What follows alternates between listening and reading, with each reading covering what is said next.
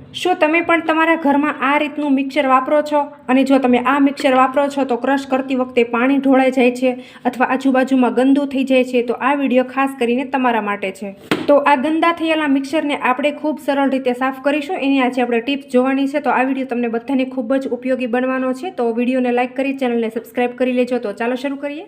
તો અહીંયા મેં ગેસ ચાલુ કરી લીધો છે અને આ રીતનું મેં જે વધારાનું બ્રશ હોય એ અત્યારે મેં લીધેલું છે. તો જે આ બ્રશ છે એને આપણે ગરમ કરી લેશું. તો બ્રશને આ રીતે આપણે થોડું ઊંચું રાખવાનું છે, નહીંતર જે એના રેસા છે એ બળી જશે. તો આ રીતે આપણે પ્લાસ્ટિક છે માત્ર એને જ આપણે સળગાવવાનું છે. જો આ રીતે સળગી જાય ત્યાર પછી આ રીતે સાણસી લેશું અને આ રીતે બ્રશને વાંકું વાળી દેવાનું છે. તમે જોઈ શકો છો. આ રીતે કરવાનું છે. જો તમે જોશો, જો આપણે જેવું ટોયલેટના બ્રશનો ઉપયોગ કરીએ ને બિલકુલ એ રીતનું આપણે આ બ્રશને પણ કરવાનું છે.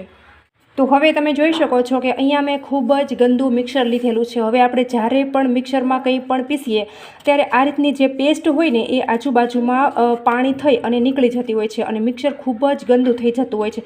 હવે તમે જોઈ શકો છો કે અહીંયા મેં લગભગ 1 મહિનાથી આ મિક્સરને સાફ નથી કરેલું, એટલે ખૂબ જ ગંદુ છે.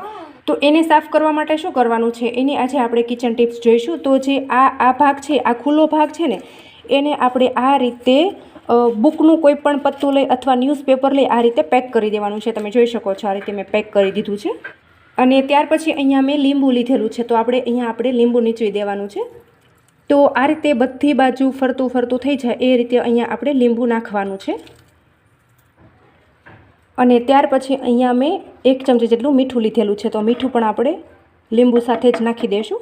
અને ત્યાર પછી અહીંયા મેં ઈનો લીધેલો છે. તો ઈનો પણ આપણે નાખી દઈશું એટલે એક્ટિવેટ થવા લાગશે. તમે જોઈ શકો છો કે ફૂલી ગયું છે અને ફીણા આવી ગયા છે. અને ત્યાર પછી અહીંયા આ રીતનું જે વાંકું વાળેલું બ્રશ છે એને આપણે આ રીતે ઘસી લેવાનું છે. તમે જોઈ શકો છો. એકદમ સરસ એવું મિક્સર થઈ જશે અને વળી એકદમ નવા જેવું તમારું મિક્સર લાગશે. તમે જોઈ શકો છો.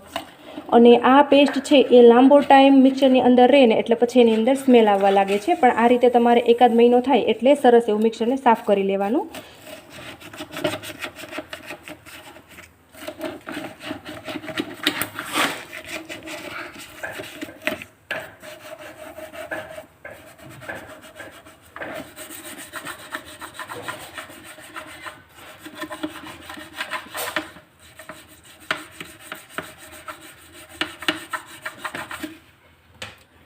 અને ત્યાર પછી આ રીતે આપણે ફોગ લેવાનું અને ફોગથી આપણે આ રીતે કોઈ પણ એક સાફ કપડું લઈ આ રીતે આપણે ફેરવવાનું છે. એટલે જે આ લીંબુનું પાણી છે એ બધું આ કપડામાં શોષાઈ જશે.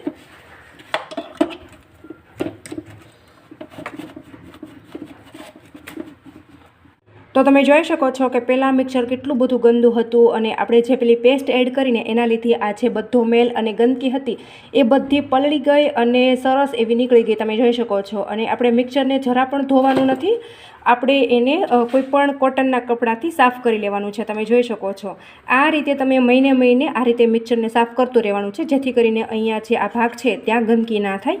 તો મિત્રો, આ તમને કિચન ટિપ્સ કેવી લાગીને એ મને કમેન્ટમાં તમારો ફીડબેક જરૂરથી આપજો. અને તો વિડીયો ગમ્યો હોય તો વધુમાં વધુ શેર કરી ચેનલને સબસ્ક્રાઈબ કરી દેજો. Thank you.